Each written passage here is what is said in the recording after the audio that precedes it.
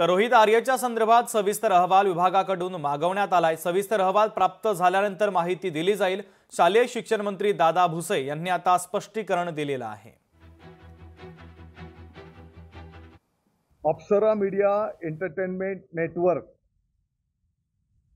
या संस्थेने स्वच्छता मॉनिटर या उपक्रमामध्ये सहभागी होण्याकरिता शाळांकडून काही ठिकाणी रक्कम जमा केली असं त्या ठिकाणी माहिती मिळाल्याच्या नंतर तसं शासनाला या ठिकाणी अपेक्षित नाही आणि म्हणून मला वाटतं की त्या संदर्भामध्ये पण काही कार्यवाही त्या ठिकाणी झालेली दिसते आहे।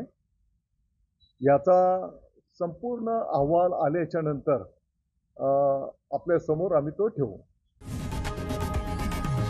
लोकशाही मराठी ऐका, पहा, जागरूक रहा।